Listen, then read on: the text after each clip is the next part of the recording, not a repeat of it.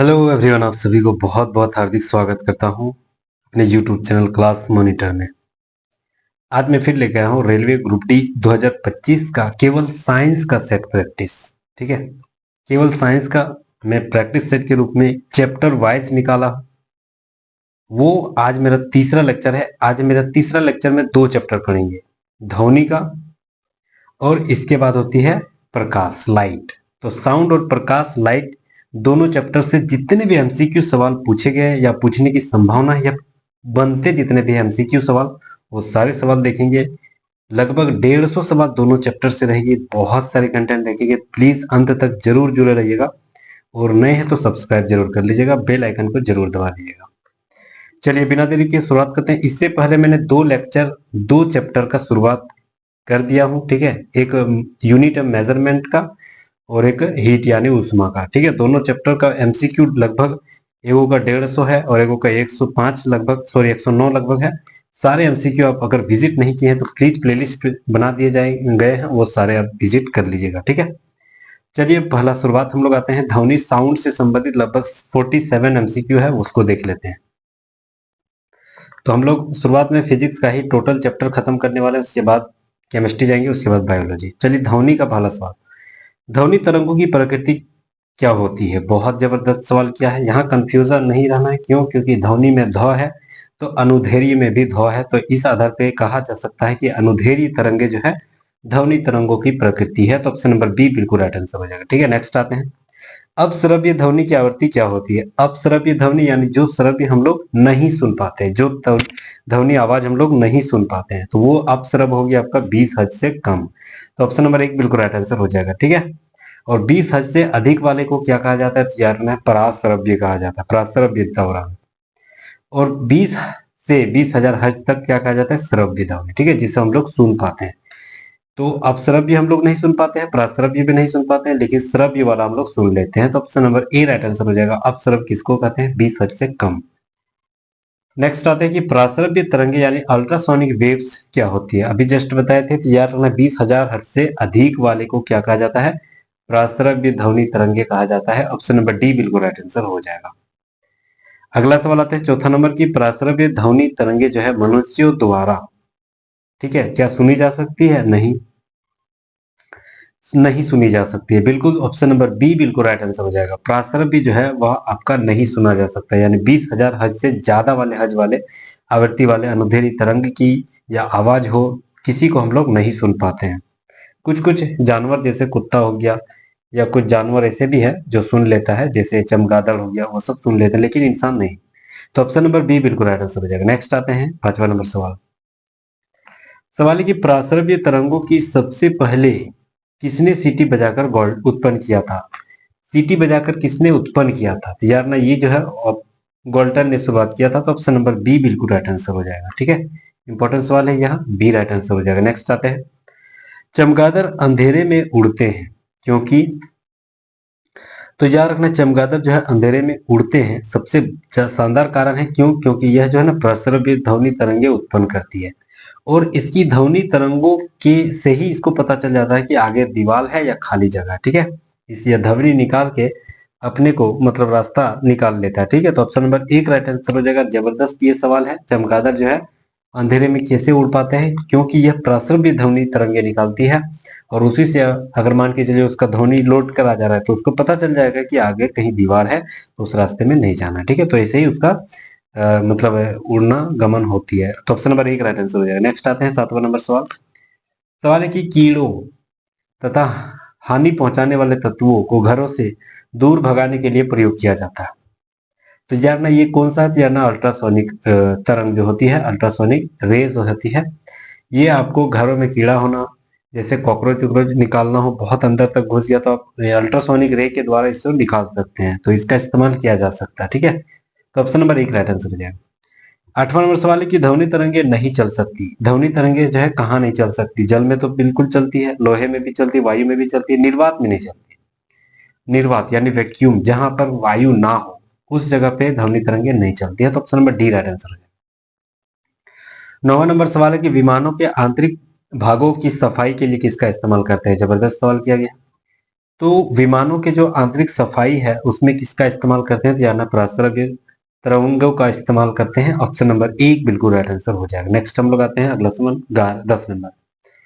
श्रव्य परिसर में ध्वनि तरंगों की आवृत्ति क्या होती है? श्रव्य परिसर में ध्वनि तरंगों की आवृत्ति क्या होती है? तो यानी 20 हर्ट्ज से 20,000 हर्ट्ज तक। तो ऑप्शन नंबर 1 बिल्कुल राइट आंसर हो जाएगा। जो हम लोग आवृत्ति सुन पाते हैं, जैसे 20 हर्ट्ज से 20,000 हर्ट्ज तक हम लोग सुन पाते हैं, तो उसी को कहेंगे श्रव्य ध्वनि। ऑप्शन नंबर 1 बिल्कुल राइट आंसर हो जाएगा। नेक्स्ट आते हैं तरंग का वेग यानी भी, आवृत्ति यानी एन और तरंगदैर्घ्य यानी लैम्ब्डा, इसका संबंध कौन सा दर्शाता है बेस्ट? तो यानी v equal to n lambda, याद नहीं, ए ऑप्शन बिल्कुल राइट आंसर हो जाएगा। v यानी वेग इक्वल टू आवृत्ति गुना तरंगदैर्घ्य होती है। वेग इक्वल टू आवृत्ति गुना तरंगदैर्घ्य होती है। ऑप्शन नंबर 1 राइट आंसर हो जाएगा। चलिए नेक्स्ट हम लोग आते हैं 12 नंबर सवाल। सवाल है कि ध्वनि की चाल अधिकतम कहाँ होती है? तो यार ना ध्वनि की चाल जो है अधिकतम इस्पात में यानी स्टील में होती है। ठीक है, क्यों? क्योंकि इसके मॉलिक्यूल्स जो होते हैं वह सामने सामने करीब करीब होते हैं। तो जितना जिसका मॉलिक्यूल सामने सामने ध्वनि उतना स्पीड से यह सफर गमन करती है। इसीलिए इस्पात में सबसे ज्यादा जो अधिकतम चाल होती है वह होती है ध्वनि की। तो ऑप्शन नंबर डी बिल्कुल राइट आंसर हो जाएगा। नेक्स्ट हम लोग आते हैं अगला सवाल 13 नंबर। बादलों की बिजली की चमक से काफी समय बाद बादलों की गर्जन सुनाई देता है, इसका क्या कारण है? ये सवाल बहुत ज्यादा बार पूछा जाता है, एकदम बेसिक सवाल है यार। 9-10 में हम लोग सब पढ़ भी चुके हैं। तो ये जो बादलों की बिजली का चमक है ना, वह जो है आपको प्रकाश की जो ध्वनि का चाल है, वह ध्वनि की चाल जो है ना, प्रकाश की चाल, यह बहुत ज्यादा होती है। देखिए ऑप्शन नंबर डी यहाँ जबरदस्त राइट आंसर हो जाएगा। ठीक है, प्रकाश की चाल ध्वनि की चाल से बहुत ज्यादा है, इसलिए प्रकाश यानी पहले लाइट दिखाई देता है, उसके बाद गर्जन शुरुआत होती है। तो ऑप्शन नंबर डी बिल्कुल राइट आंसर हो जाएगा। मतलब गर्जन एक ही साथ दोनों घटना होती है, लेकिन सुनाई हम लोग को बाद में रहती है, क्योंकि पृथ्वी आते आते लाइट तो बहुत स्पीड चल जाती है, तो लाइट तो डायरेक्ट पृथ्वी का आ जाता है, लेकिन साउंड जो है उसका गर्जन वो जो है एक माध्यम से चलता है ना, माध्यम से चलता है, तो यानी उसको जो है आने में समय लग जाती है। नेक्स्ट आते हैं 14 नंबर सवाल की, वायु में ध्वनि का वेग क्या होती है? सवाल जबरदस्त किया है। वायु में ध्वनि का वेग जो है 332 मीटर पर सेकेंड होती है। एक सेकेंड में 332 मीटर चल जाती है कौन? वायु ध्वनि। जैसे हम बोल रहे हैं तो हवा में बोल रहे हैं, तो ये मेरा आवाज अगर ज्यादा रहता तो 332 मीटर एक सेकेंड में चल जाता है उसकी दूरी। तो ऑप्शन नंबर 1 राइट आंसर हो जाएगा। चलिए 15 नंबर सवाल आते हैं। ध्वनि का वेग सबसे जो है कम मान कहाँ होती है? तो देखिए, देखा जाए तो सबसे ज्यादा तो ठोस में होती है, फिर द्रव में, फिर गैस में, यानी सबसे कम कहाँ हो गया? गैस में। तो ऑप्शन नंबर सी बिल्कुल राइट आंसर हो जाएगा। चलिए 16 नंबर सवाल आते हैं। वायु में ध्वनि का वेग जो है वह कैसा होता है? वायु में ध्वनि का वेग जो है कैसा होता है? तो यार ना तापमान के घटने से घटता है। ये सवाल इंपॉर्टेंट है, याद रखना। ठीक है, वायु में ध्वनि का वेग तापमान के घटने से घट जाएगा। तापमान अगर घट रही है, मॉइस्चर आ रहा है, ठीक है, ठंडी ठंडा दे रहा है, तो ध्वनि का वेग भी घट जाएगा। क्यों? क्योंकि मॉलिक्यूल्स ज्यादा आ जाते हैं ना वातावरण में, तो उसका सफर होने में थोड़ा समय लग जाती है, मतलब टकराव ज्यादा हो जाता है, उसका बाधा आ जाती है, घर्षण आ जाती है इसी दौरान। तो ऑप्शन नंबर डी जबरदस्त राइट आंसर हो जाएगा। नेक्स्ट हम लोग आते हैं 17 नंबर सवाल।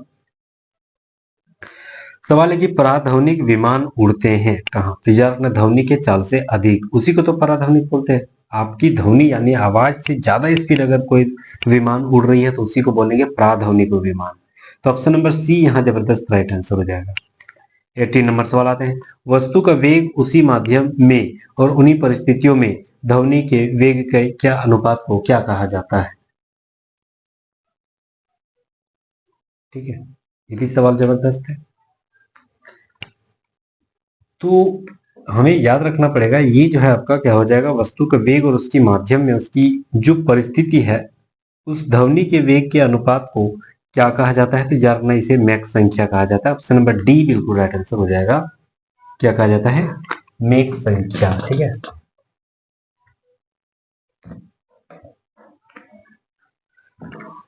चलिए नेक्स्ट हम लोग आते हैं 19 नंबर सवाल। मेक अंकों का प्रयोग जो है वेग के संबंध में क्या किया जाता है? वेग का संबंध मेक के संबंध, मेक अंकों की संख्या से क्या है? तो यार ना वायुयान से संबंधित है। तो ऑप्शन नंबर सी बिल्कुल राइट आंसर है। अगला सवाल 20 नंबर की, डेसिबल क्या है? तो यार ना डेसिबल जो है ध्वनि स्तर के मापन की एक इकाई है। ठीक है, तो ऑप्शन नंबर सी बिल्कुल राइट आंसर हो जाएगा। 21 नंबर की, साधारण बातचीत में जैसे हम आपको बोल रहे हैं तो आप सुन रहे हैं, यह कितना डेसिबल से आप जो है आसानी से सुन पा रहे हैं, तो याद रखना 30 से 40 डेसिबल। ये जो हो गया आपका साधारण बोलचाली, अगर सुन रहे हैं, किसी से गप कर रहे हैं, किसी से बात कर रहे हैं, तो ये आपका 30 से 40 डेसिबल होती है। यही ध्वनि हम लोग सबसे बेस्ट है। तो ऑप्शन नंबर बी बिल्कुल राइट आंसर हो जाएगा। नेक्स्ट आते हैं 22 नंबर सवाल। सवाल है कि ध्वनि के किस लक्षण के कारण कोई ध्वनि मोटी या पतली मतलब होती है। ध्वनि के कौन से लक्षण के कारण जो है आपका कोई ध्वनि जो है मोटी प्रतीत होती है या पतली। जैसे मान के चलिए पुरुष, तो पुरुष का आवाज थोड़ा मोटा होता है, लेकिन वही महिला की आवाज थोड़ी पतली होती है। तो इस दोनों का क्या कारण है। तो यार भाई ये दोनों का सबसे बड़ा शानदार कारण है पिच यानी तारत्व। ऑप्शन नंबर बी बिल्कुल राइट आंसर हो जाएगा, तारत्व। ठीक है, तो ऑप्शन नंबर बी जबरदस्त राइट आंसर हो जाएगा। नेक्स्ट हम लोग आते हैं 23rd नंबर सवाल। पुरुषों की अपेक्षा महिलाओं की आवाज अधिक तीक्ष्ण होती है, क्योंकि महिलाओं की आवाज जो होती है वह क्या होती है, इसकी तारत्व अधिक होती है। ठीक है, ऑप्शन नंबर डी बिल्कुल राइट आंसर हो जाएगा। महिलाओं की जो आवाज में है तारत्व ज्यादा होती है, इसीलिए उसकी आवाज जो है बहुत ज्यादा सुरीली यानी पतली होती है। हम लोग में क्या होती है, पुरुषों में तारत्व जो बहुत कम होती है, इसलिए आवाज थोड़ा भद्दा और मोटा निकलता है। तो ऑप्शन नंबर डी बिल्कुल राइट आंसर हो जाएगा। नेक्स्ट हम लोग आते हैं 24 नंबर सवाल। ध्वनि तीव्रता को डेसिबल में वह अधिकतम सीमा जिसके ऊपर व्यक्ति नहीं सुन सकता है। ठीक है, मतलब कौन सी डेसिबल अधिकतम सीमा है, इसके बाद हम लोग नहीं सुन पाते हैं। यानी अगर उसका आवाज इंसानों तक लगातार जाते रहेगा तो इंसान का हो सकता है कि पागल हो जाएगा। तो यह रखना 95 डेसिबल, 95 डेसिबल। WHO के द्वारा भी यही कहा गया है कि जो 90 से 95 डेसिबल है, इसके बाद या 100 डेसिबल या 110 105 ये डेसिबल के आसपास कोई अगर आवाज सुन रहा है लगातार, तो वो जो है पागल हो सकता है इंसान। ठीक है, तो इतना आवाज हम लोग को क्षमता के बाहर है, इसी को बोला जाता है क्या, प्रासरव्य। यानी ये ध्वनि तीव्रता डेसिबल से अधिकतम बहुत ज्यादा है। ऑप्शन नंबर डी बिल्कुल राइट आंसर हो जाएगा। प्रासरव्य तो हम लोग सुन ही नहीं पाते, वो प्रासरव्य नहीं होगा। 25 नंबर।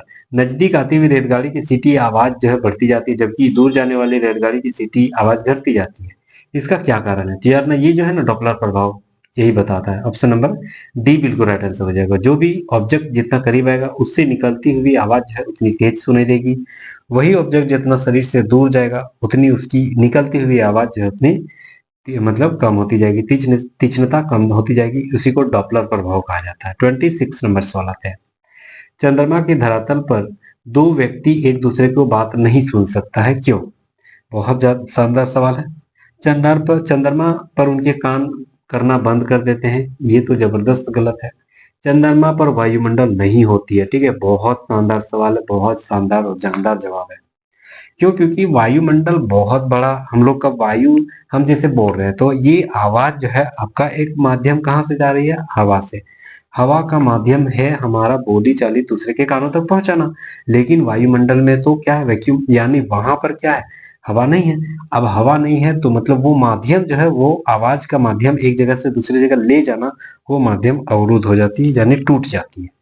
तो हवा ही नहीं तो आवाज नहीं जा पाती है, इसलिए एक दूसरे की बातें नहीं सुन पाती है। ठीक है, तो ऑप्शन नंबर बी यहाँ शानदार राइट आंसर हो जाएगा। नेक्स्ट आता है 27 नंबर। डेसिबल इकाई का प्रयोग किया जाता है, क्यों। तो यार ना ध्वनि की तीव्रता मापने के लिए डेसिबल का इस्तेमाल करते हैं। Option number C right answer हो जाएगा। नेक्स्ट हम लोग आते हैं 28 नंबर सवाल। प्रतिध्वनि का कारण क्या है। प्रतिध्वनि का क्या कारण है। तो यार ना ध्वनि का परावर्तन। प्रतिध्वनि जो है ध्वनि का परावर्तन, जैसे मान के चलो बहुत बड़ा यह दीवार है, यहाँ पर अगर हम यहाँ से कुछ इसको बोल रहे हैं तो मेरा आवाज कुछ देर बाद रिटर्न आ जाएगी, इसी को बोलते हैं प्रतिध्वनि। तो ये क्या हो रहा है, मेरा आवाज कुछ गया और फिर परिवर्तित होकर फिर उसी या दूसरे मार्ग में निकल जाती है, रूठ जाती है, या मतलब रिटर्न हो जाती है, उसी को क्या बोलेंगे, ध्वनि का परावर्तन। तो ऑप्शन नंबर एक राइट आंसर हो जाएगा। नेक्स्ट हम लोग आते हैं अगला सवाल। सवाल है कि स्पष्ट प्रतिध्वनि सुनने के लिए परावर्तक तल या ध्वनि स्रोत के बीच न्यूनतम दूरी जो है वह कितनी होनी चाहिए। तो यह रखना है, अगर परावर्तक, अगर मान के चलिए हम कोई आवाज बोल रहे हैं, कोई चिल्ला रहे हैं, तो यहाँ दीवार है, अगर न्यूनतम दूरी है कितना होनी चाहिए जिससे हम मेरा आवाज गया और फिर रिटर्न आ गया, तो न्यूनतम 17 मीटर होनी चाहिए। 16.5 या 17 मीटर यह न्यूनतम होनी चाहिए। इससे अगर कम रहेगी तो आवाज रिटर्न नहीं आएगा, याद रखना। ठीक है, आवाज रिटर्न नहीं होगा। हालांकि दूर तो बहुत सारे हो सकते हैं, जैसे आप सुनसान कहीं पहाड़ इलाकों में अगर चिल्ला रहे हैं तो देखिए आपकी आवाज जो है कुछ देर बाद आप ही को सुनाई देगा। मतलब इकोसिस्टम वहां लागू हो जा रही है। इसी इकोसिस्टम को जो मिनिमम डिस्टेंस है वो कितना दिया गया है, 17 मीटर। ऑप्शन नंबर डी बिल्कुल राइट आंसर हो जाएगा। नेक्स्ट हम लोग आते हैं, रडार की कार्य प्रणाली जो है निम्न सिद्धांत पर आधारित है। रडार जो है किस सिद्धांत पर काम करती है, यही बोल रहा है। तो यार ना रेडियो तरंगों का वर्तन, सॉरी रेडियो तरंगों का प्रावर्तन, इसी सिद्धांत पर काम कर रही है रडार। तो option number B right answer हो जाएगा। 31 नंबर, किसी प्रतिध्वनि को सुनने के लिए मूल आवाज और प्रतिध्वनि के बीच का समय का अंतराल क्या होनी चाहिए, तो जानना 1/10 सेकंड के बराबर। Option number A right answer हो जाएगा। नेक्स्ट हम लोग आते हैं अगला सवाल 32 नंबर, ध्वनि का प्रभाव मानव मानव के कान में कितने समय तक रहता है। मानवीय कान में, जैसे हम आपको बोल रहे हैं, आप हेडफोन लगाए हैं या ऐसे भी मोबाइल से सुन रहे हैं, तो मेरी आवाज जो है आपका, जैसे हम बोले मेरी री जो है आपका जितना देर तक सुने ना, वह 1/10 सेकंड तक आपके कानों तक गूंजते रहता है। ठीक है, तो ये जो है अब 1/10 राइट आंसर हो जाएगा। ऑप्शन नंबर बी जबरदस्त आंसर हो जाएगा। 33 नंबर सवाल है कि ध्वनि तरंगे किसके कारण प्रतिध्वनि उत्पन्न करती है। ध्वनि तरंगे किसके कारण प्रतिध्वनि उत्पन्न करती है, तो यार ना परावर्तन के कारण। तो option number C right answer हो जाएगा। अभी हम जस्ट बताए थे 17 मीटर याद रखना है।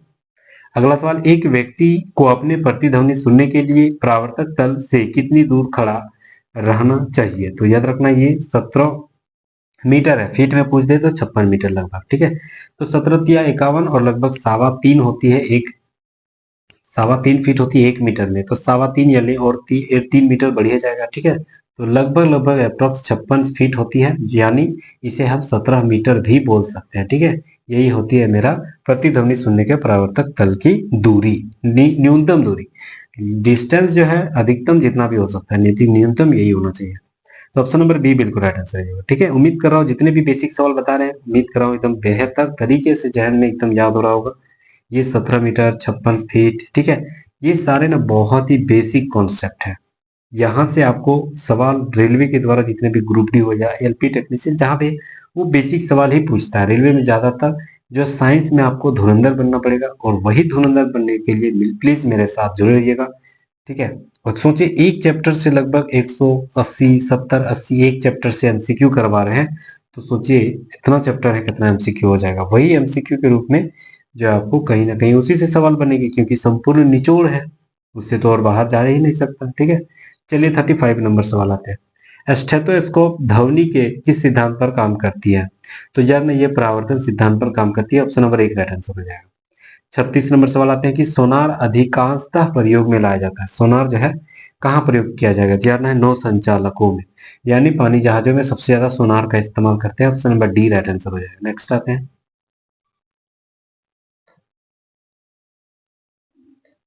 37 नंबर की, अनुरणन कॉल और हॉल के आयतन के बीच के संबंध का प्रतिपादन किसने किया था, तो यार ना ये सेबी ने किया था। Option number C right answer हो जाएगा।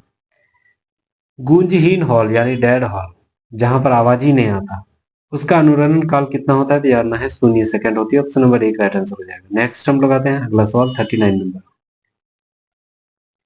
जब सेना पुल को पार करती है तो सैनिकों को कदम से कदम मिलाकर न चलने का निर्देश दिया जाता है, क्योंकि जब सेना पुल में पार कर रही है तो सैनिकों को बोला जाता है कि आप एक कदम से एक कदम मिला के मत चलिएगा। ठीक है, कोई पहला कदम बढ़ा रहा है तो दूसरा कदम उठाना होगा, मतलब एक अलग अलग चलाना है। जैसे सेना वैसे ही चलता है ना, परेड में कैसे चलते हैं, एक ही कदम मिला के चलते हैं, वही जो है परेड आपको पुलों में नहीं चलना पड़ता है। क्यों, ये क्योंकि याद रखना पैरों के उत्पन्न ध्वनि के अनुनाद से पुल टूटने का खतरा रहता है। ठीक है, तो ऑप्शन नंबर बी बिल्कुल राइट आंसर हो जाएगा। चलिए 40 नंबर सवाल, हम रेडियो की घुंडी घुमाकर विभिन्न स्टेशनों के कार्यक्रम सुनते हैं, यह किसके कारण होती है, तो यार ना ये भी एक अनुनाद के कारण होती है। ऑप्शन नंबर एक राइट आंसर हो जाएगा। नेक्स्ट आते हैं 41 नंबर सवाल, जब किसी स्थान पर दो लाउड स्पीकर साथ साथ बजते हैं तो किसी स्थान विशेष पर यात्री बैठे श्रोता को उसकी ध्वनि नहीं सुनाई देता है, इसका क्या कारण है, तो यार ना इसका जबरदस्त कारण क्या है, व्यतिकरण। Option number B right answer हो जाएगा। 42 नंबर सवाल है कि किसी ध्वनि स्रोत को आवृत्ति में होने वाले उतार चढ़ाव को क्या कहा जाता है, तो जानना ध्वनि स्रोत की आवृत्ति वाले उतार चढ़ाव को डॉपलर प्रभाव कहा जाता है। Option number B right answer हो जाएगा। 43 नंबर है कि निम्नलिखित में से किस प्रकार की तरंगे जो है प्रयोग रात्रि दृष्टि उपकरण में किया जाता है, तो जानना अवरक्त तरंगों का इस्तेमाल करते हैं। Option number C right answer हो जाएगा। नेक्स्ट आते हैं 44 नंबर, निम्नलिखित में से किस एक में ध्वनि चाल सबसे अधिक होती है? तो ध्वनि चाल सबसे ज्यादा जो है वह किस में होती है? ऑप्शन के आधार पर लकड़ी में होगी। ठीक है, तो ऑप्शन नंबर डी बिल्कुल राइट आंसर हो जाएगा। नेक्स्ट आते हैं, कौन सी तरंगे शून्य में संचरण नहीं करती? शून्य में संचरण कौन सी तरंगे नहीं करती है? तो ध्वनि। Option number C right answer हो जाएगा। इको साउंडिंग प्रयोग होती है। इको साउंडिंग प्रयोग कहाँ होती है? तो यार समुद्र की गहराई मापने में इको साउंडिंग का प्रयोग किया जाता है। Option number C right answer हो जाएगा। नेक्स्ट हम लोग आते हैं, इकोस्टिक विज्ञान क्या है? तो यार इकोस्टिक विज्ञान एक ध्वनि से संबंधित है। ऑप्शन नंबर बी बिल्कुल राइट आंसर हो जाएगा। इकोस्टिक विज्ञान ध्वनि से संबंधित। ठीक है, चलिए ध्वनि से संबंधित लगभग 47 सवाल एमसीक्यू के रूप में हम लोग देख लिए। देखिए एक छोटा सा चैप्टर था, इसी में से 47 सवाल हम लोग एमसीक्यू के रूप में देख लिए। तो उम्मीद कर रहा हूँ कि रिवीजन के तौर पे आपको एकदम बहुत ही बहुमूल्य साबित हो रही होगी। तो प्लीज हमारे साथ अभी नहीं बने हैं तो प्लीज अभी के अभी जुड़ जाइएगा, सब्सक्राइब जरूर कर लीजिएगा और बेल आइकन पे जरूर दबा दीजिएगा। चलिए हम लोग दूसरा चैप्टर यानी टोटल फिजिक्स का आज मेरा चौथा लेक्चर है और इस लेक्चर का दूसरा लेक्चर, इस लेक्चर का दूसरा चैप्टर। ठीक है, चलिए प्रकाश यानी लाइट, इससे संबंधित लगभग 105 एमसीक्यू सवाल है।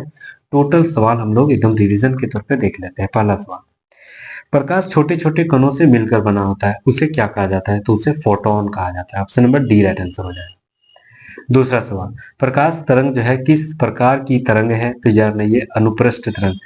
जो ध्वनि तरंग है वह ध्वनि ध्व से अनुधेरी, ध्व से धैर्य, ध्व से ध्वनि, वो ध्वनि तरंग या अनुधेरी था। लेकिन प से प्रकाश, प से पृष्ठ, तो प्रकाश तरंग किससे संबंधित है? तो यानी अनुप्रस्थ तरंग से। तो ऑप्शन नंबर एक राइट आंसर हो जाएगा। तीसरा नंबर सवाल आते हैं, सवाल की प्रकाश की तरंग की सिद्धांत जो है किसके द्वारा प्रतिपादित किया गया था? तो याना है हाइगेंस के द्वारा। Option number B right answer हो जाएगा। इंपॉर्टेंट सवाल है। ठीक है, प्रकाश तरंग की सिद्धांत हाइगेंस के द्वारा दिया गया था। 4 नंबर सवाल, निम्नलिखित में से किस घटना के आधार पर प्रकाश तरंगों के अनुप्रस्थ होने की पुष्टि करता है? तो याना है ध्रुवण के कारण। Option number C right answer हो जाएगा। नेक्स्ट आते हैं, प्रकाश एक प्रकार की विद्युत चुंबकीय तरंग है, यह सर्वप्रथम किसने कहा था?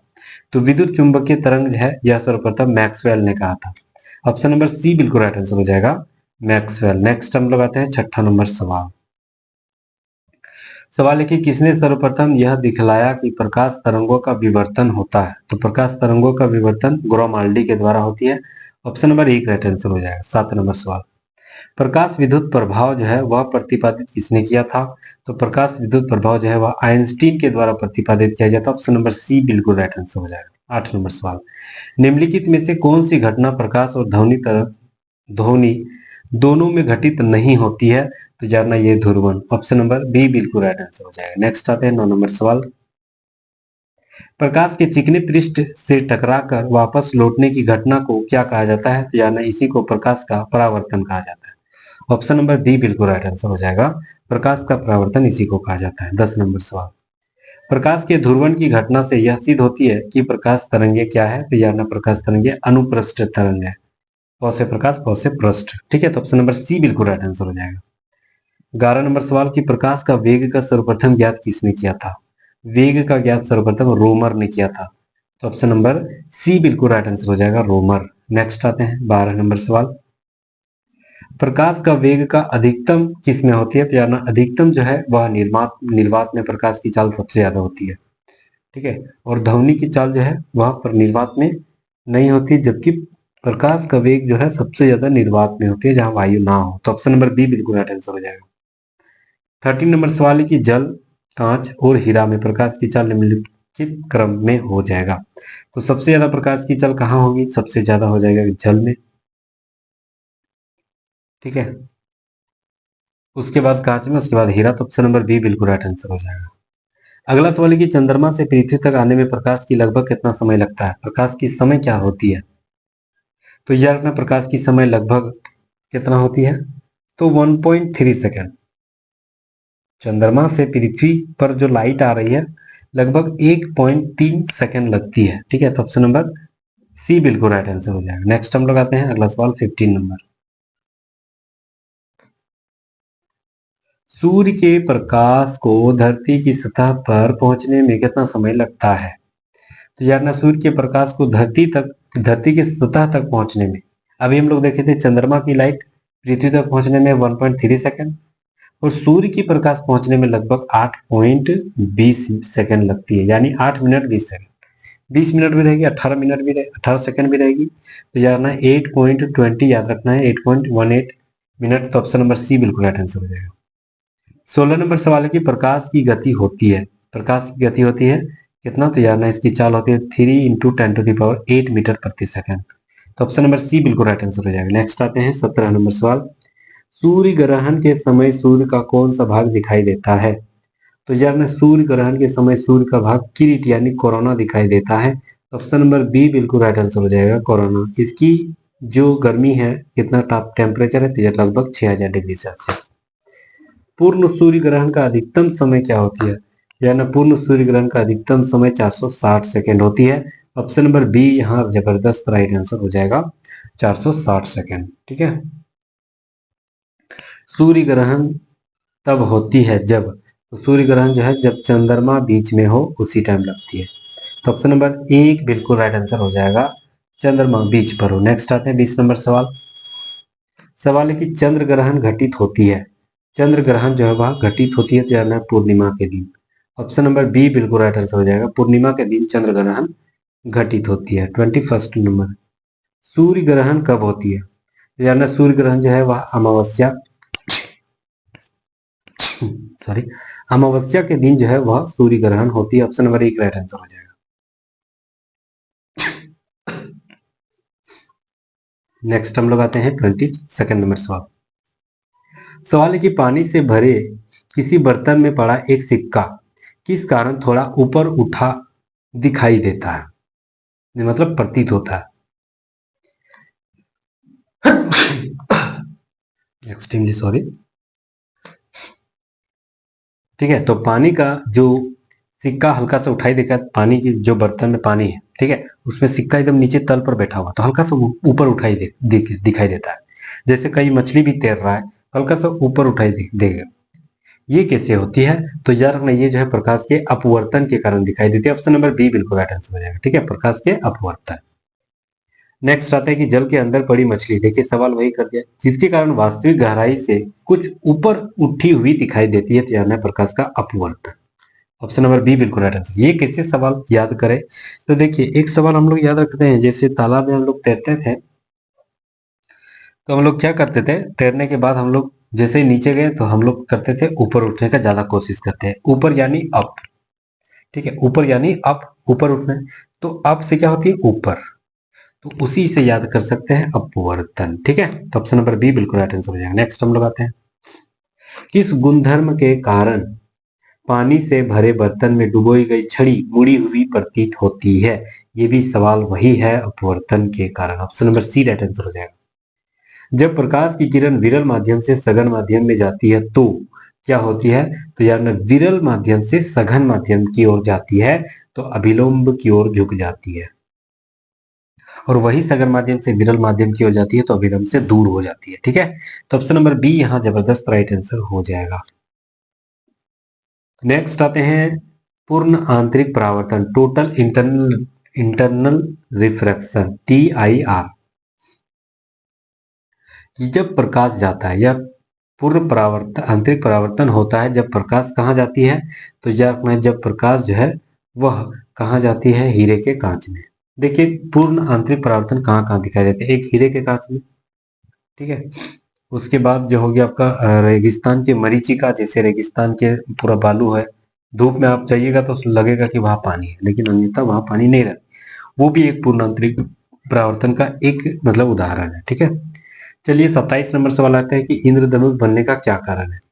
तो यार ना इंद्रधनुष का बनने का कारण है कि वायुमंडल में सूर्य की किरणों की जल के बूंदों के साथ परावर्तन हो रही है, इसी के कारण बन जा रहा है इंद्रधनुष। तो यार रखना रेनबो बनने का सबसे बड़ा कारण जो है, वायुमंडल में क्या होती है, मॉइस्चर आ जाता है, पानी आ जाता है, उसी में जो जल की बूंदों में परावर्तन के कारण रेनबो यानी इंद्रधनुष बन जाती है। तो ऑप्शन नंबर एक राइट आंसर हो जाएगा। नेक्स्ट आते हैं मृग तृष्णा, जस्ट अभी हम जस्ट बताए थे कि रेगिस्तान के जो मरीचिका है यानी जो धूल है, बालू होते हैं, वहां दूर से दिखेगा तो लगेगा कि वहां पर पानी है, इसी को कहते हैं मृग तृष्णा यानी मिरिज। यह किसका उदाहरण, तो यार पूर्ण आंतरिक परावर्तन यानी टोटल इंटरनल रिफ्रैक्शन यानी TIR का पूर्ण एकदम शानदार उदाहरण है। तो ऑप्शन नंबर बी बिल्कुल राइट आंसर हो जाएगा। नेक्स्ट आते हैं 29 नंबर सवाल। सवाल है कि पेट अथवा शरीर के अन्य आंतरिक भागों के अन्वेषण के लिए प्रयुक्त तकनीक एंडोस्कोपी किस पर आधारित है? तो यह पूर्ण आंतरिक परावर्तन परिघटना पर आधारित है। ऑप्शन नंबर एक राइट आंसर हो जाएगा। 30 नंबर सवाल है कि प्रकाशिक तंतु किस सिद्धांत पर उपयोग किया जाता है? तो यार प्रकाशिक तंतु जो है वह भी पूर्णांतरिक परावर्तन सिद्धांत पर काम करती है। तो option number D right answer हो जाएगा। 31 नंबर सवाल।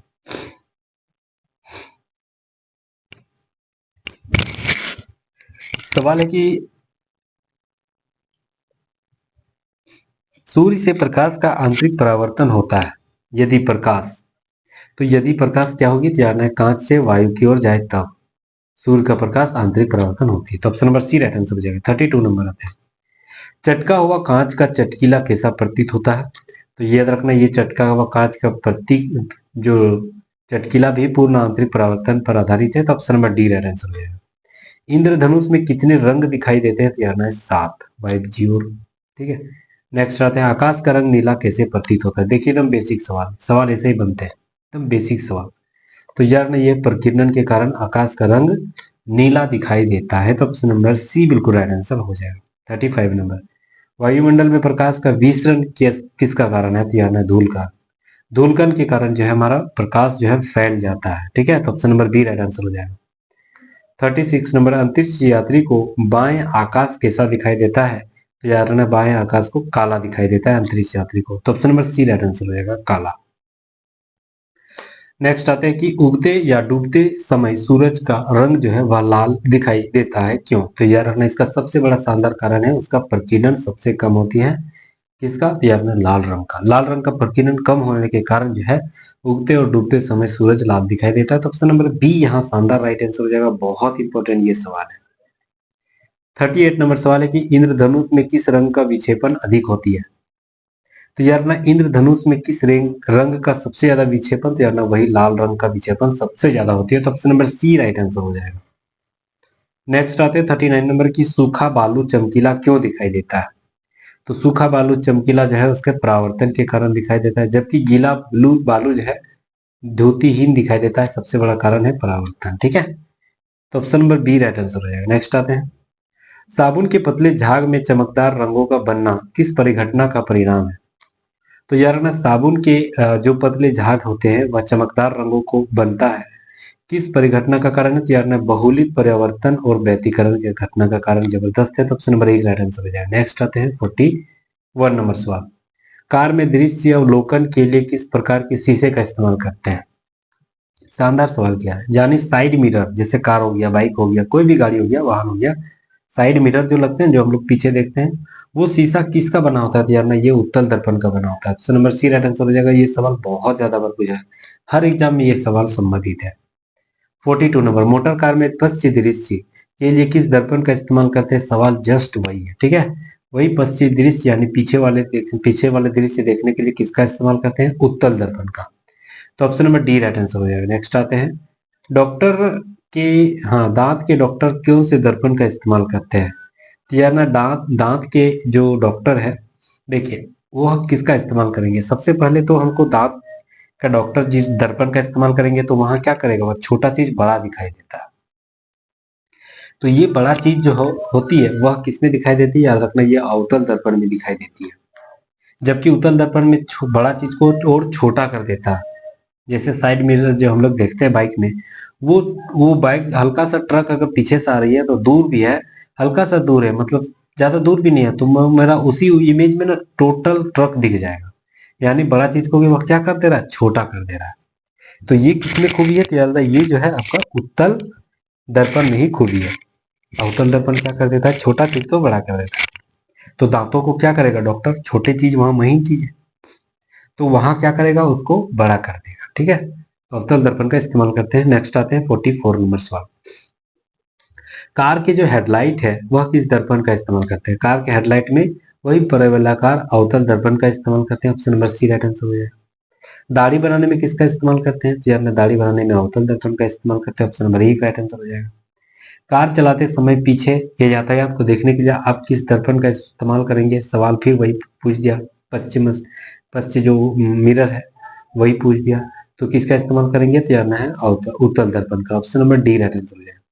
मानव आंख की रेटिना कैसा प्रतिबिंब बनता है? मानव आंख की रेटिना पर कैसा प्रतिबिंब बनता है? ये सवाल जबरदस्त किया है, ठीक है। तो यार ना सबसे पहले तो वो हमें वास्तविक दिखाएगा और उल्टा ही दिखाएगा। तो ऑप्शन नंबर एक राइट आंसर हो जाएगा। अगला सवाल, जब कोई वस्तु दो समांतर समतल दर्पणों के बीच रख दिया जाए तो बनते हुए प्रतिबिंबों की संख्या कितनी होगी? देखिए, अगर दो समांतर मिरर है उसके बीच में कोई भी ऑब्जेक्ट रख देते हैं, वो जो वस्तु है ना वह मिरर में कितना दिखाई देगा पता है? अनंत। मतलब गिन ही नहीं सकते कितना दिखाई देगा, अनंत दिखाई देगा। तो option number D right answer हो जाएगा। नेक्स्ट आते हैं 49 नंबर सवाल। दो समतल दर्पणों को 90 डिग्री कोण पर रखा गया है और उनके मध्य जो एक मोमबत्ती जल रही है। दर्पण में मोमबत्ती के कितने प्रतिबिंब बनेंगे? तो याद रखना, दर्पण में मोमबत्ती के कितने प्रतिबिंब बनेंगे? तो लगभग 3। अगला सवाल, यदि एक व्यक्ति को दो समतल दर्पण में 60 डिग्री का कोण बनता है तो बीच पर खड़ा है तो प्रतिबिंब कितना दिखाई देगा? तो यार 60 डिग्री में लगभग 5 बनते हैं। तो option number C right answer हो जाएगा। नेक्स्ट आते हैं, अभिसारी लेंस जो वह होता है जो अभिसारी लेंस जो वह होता है जो किरणें एकत्रित करता है। Option number B right answer हो जाएगा।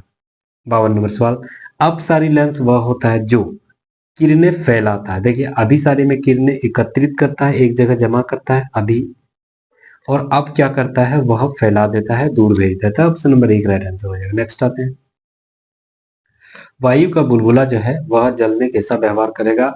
तो याद रखना, यह अवतल लेंस की भांति व्यवहार करेगा। Option number B right answer हो जाएगा। जल के अंदर वायु के बुलबुला का व्यवहार कैसा होता है? तो यार ना अपसारी लेंस के जैसा होता है। Option number C right answer हो जाएगा। 55 नंबर सवाल, लेंस की क्षमता का मात्रक क्या है? तो यार ना लेंस की क्षमता का सही मात्रक डायोप्टर है। ऑप्शन नंबर बी बिल्कुल राइट आंसर हो जाएगा। नेक्स्ट आते हैं हम लोग अगला सवाल 56 नंबर, धूप के चश्मे की जो क्षमता होती है वह कितनी होती है? तो धूप के चश्मे में कोई डायोप्टर देगा नहीं, तो 0 डायोप्टर होती है। तो ऑप्शन नंबर ए बिल्कुल राइट आंसर हो जाएगा। 57 नंबर, एक उत्तल लेंस को जब पानी में डुबाया जाता है तो उसकी क्षमता क्या होती है? तो यार ना एक उत्तल लेंस को जब पानी में डुबाया जाता है तो उसकी क्षमता जो होती है वह घट जाती है। ऑप्शन नंबर एक राइट आंसर हो जाएगा। अगला सवाल है कि प्रिज्म से गुजरने पर सूर्य के प्रकाश की किरणें विभिन्न रंगों को विभक्त कर देता है, क्योंकि? तो यार ना प्रिज्म से अगर कोई रंग गुजर रही है तो वह विभिन्न रंगों में विभक्त हो जा रही है। सबसे बड़ा शानदार कारण है क्योंकि विभिन्न रंगों के किरणों का विचलन अलग अलग होती है, भिन्न भिन्न होती है, इसीलिए। तो ऑप्शन नंबर डी बिल्कुल राइट आंसर हो जाएगा। 59 नंबर है कि श्वेत प्रकाश जो है कितने रंगों के मेल से बना होता है? तो श्वेत प्रकाश जो है आपका 7 रंगों से मेल से बना होता है। Option number D right answer हो जाएगा, व्हाइट जी, ठीक है।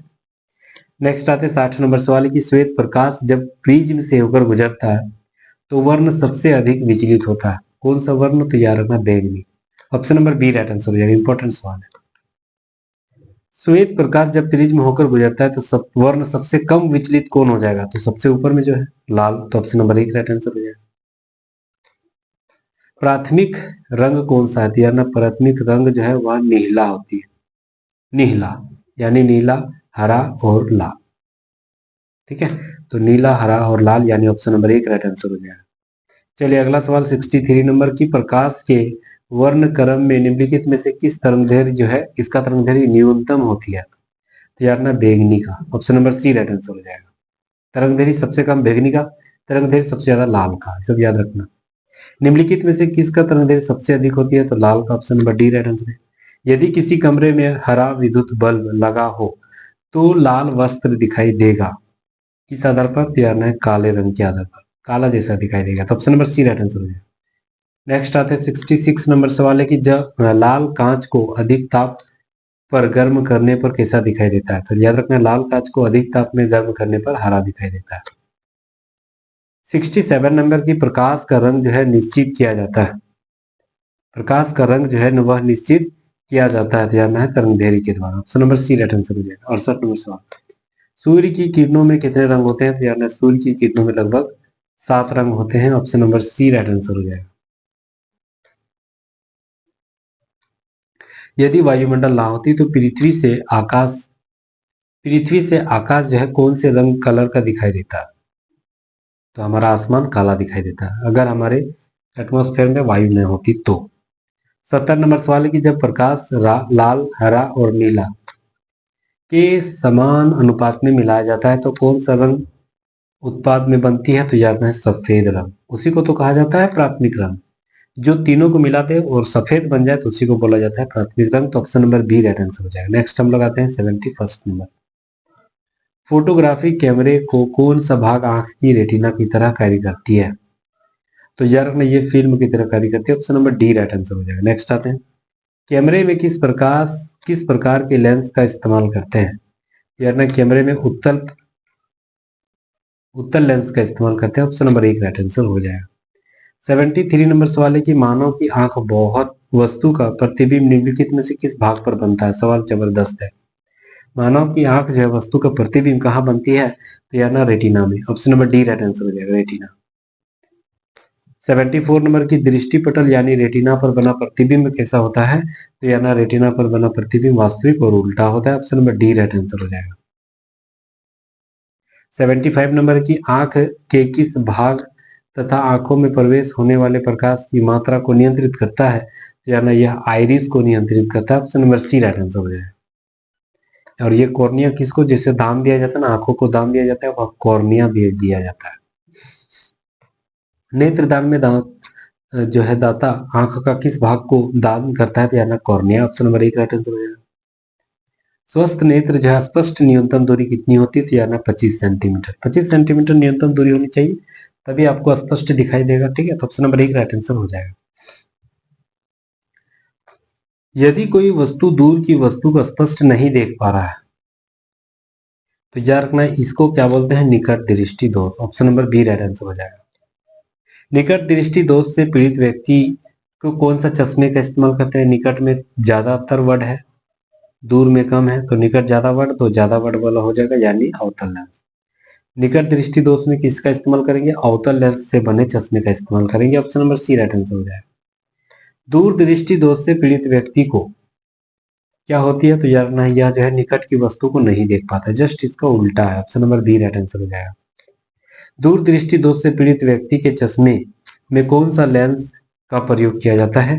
तो यार ना उत्तल लेंस का इस्तेमाल करते हैं दूर दृष्टि दोष वाले व्यक्ति को। तो ऑप्शन नंबर एक राइट आंसर हो जाएगा। वर्णांधता जो है वह किस लेंस से दूर किया जा सकता है? तो यार ना है यह वर्णांधता द्विपक्षीय लेंस के आधार पर बनाया जा सकता है। ऑप्शन तो नहीं है, तो option number D right answer हो जाएगा। इनमें से कोई नहीं। जरा दूरदृष्टि दोष यानी ये जो है इसका उपचार किसके प्रयुक्त होते हैं? तो यानी इसका उपचार जो है बाइफोकल लेंस के द्वारा किया जाता है। Option number D right answer हो जाएगा। 84 नंबर सवाल, आप बिंदुकता के उपचार के लिए किसका प्रयोग करेंगे? तो यह बेलनाकार लेंस का। Option number D right answer हो जाएगा। मायोपिया से क्या तात्पर्य? यानी मायोपिया किसको कहा जाता है? तो यह रखना है मायोपिया को निकट दृष्टि दोष को कहा जाता है मायोपिया। तो ऑप्शन नंबर बी बिल्कुल राइट आंसर हो जाएगा। 86 हाइपरमेट्रोपिया ये किसको कहा जाता है? तो यानी ये दूरदृष्टि दोष को कहा जाता है हाइपरमेट्रोपिया। तो option number B right answer हो जाएगा। 87 नंबर, एक आदमी 10 मीटर से अधिक दूरी की वस्तु को स्पष्ट नहीं देख पा रहा तो वह किस दृष्टि दोष से पीड़ित है? तो यार ना यह मायोपिया से संबंधित है, यानी निकट दृष्टि दोष यानी दूर वाली वस्तु नहीं देख पा रहा है। तो option number C right answer हो जाएगा। नेक्स्ट आते हैं 88 नंबर, एक मनुष्य जो है वह 1 मीटर से कम दूरी की वस्तु को स्पष्ट नहीं देख पाता है, वह व्यक्ति किस दोष से पीड़ित है? यार ना अगर मनुष्य 1 मीटर से कम दूरी की वस्तु को स्पष्ट नहीं देख पा रहा है तो वह व्यक्ति किस दोष से पीड़ित है? तो यार ना ये जो है दूर दृष्टि यानी निकट की वस्तु को नहीं देख पा रहा है। दूरबीन क्या होती है? तो यार ना दूरबीन जो है एक दूर में रखी वस्तु को देखी जा सके, इसी को कहा जाता है दूरबीन यानी टेलीस्कोप। तो ऑप्शन नंबर एक राइट आंसर हो जाएगा। नेक्स्ट आते हैं, घड़ी साज घड़ी के बारीक पुर्जों को देखने के लिए किसका इस्तेमाल करते हैं? तो यह रखना है आवर्धक लेंस का। Option number B right answer हो जाएगा। 91 नंबर सवाल, जीव विज्ञान की प्रयोगशाला में सूक्ष्म कोशिकाओं या जीवों के आवर्धित प्रतिबिंब देखने के लिए किसका इस्तेमाल करते हैं? तो यह रखना ये संयुक्त सूक्ष्मदर्शी का इस्तेमाल करते हैं। Option number C right answer हो जाएगा। नेक्स्ट आते हैं, दूर की वस्तुओं के निरीक्षण के लिए किस प्रकाशिक यंत्र का उपयोग करते हैं? तो याद रखना दूरदर्शी का। Option number D right answer हो जाएगा। 93 नंबर। दूरबीन का आविष्कार किसने किया था? तो यार ना दूरबीन का आविष्कार गैलीलियो ने किया था। ऑप्शन नंबर एक राइट आंसर हो जाएगा। 94 नंबर आते हैं। साबुन के बुलबुले के जो चमकीले रंग है निम्नलिखित में से किसके कारण है? तो यार ना साबुन के बुलबुले में चमकीले रंग होती है वह व्यतिकरण के कारण होती है। ऑप्शन नंबर एक राइट आंसर हो जाएगा, व्यतिकरण। ठीक है, नेक्स्ट आते हैं।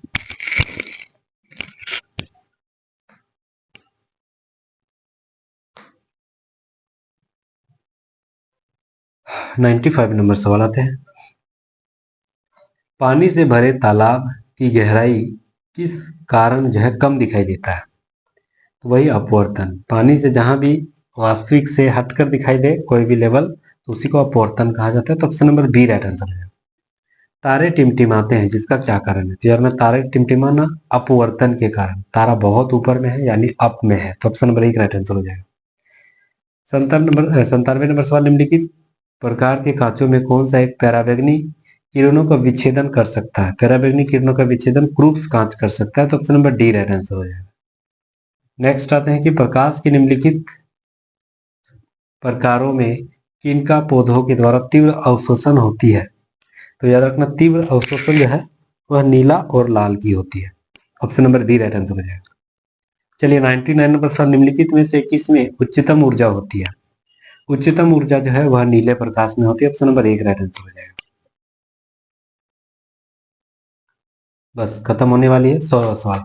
प्रकाश की गति जो है किसके बीच जाते हुए न्यूनतम हो जाती है? तो प्रकाश की गति जो है वह कांच में जाते हुए न्यूनतम हो जाती है। ऑप्शन नंबर एक राइट आंसर है। 101 नंबर सवाल। किसी तारे के रंग से क्या पता चलता है? तो यानी किसी तारे के रंग से ताप का पता चलता है, टेम्परेचर का पता चलता है। Option number C right answer हो जाएगा। E mc स्क्वायर या आइंस्टीन में सी का क्या द्योतक है? यार ना सी एक प्रकाश की वेग है। Option number B right answer हो जाएगा। नेक्स्ट हम लोग आते हैं अगला सवाल।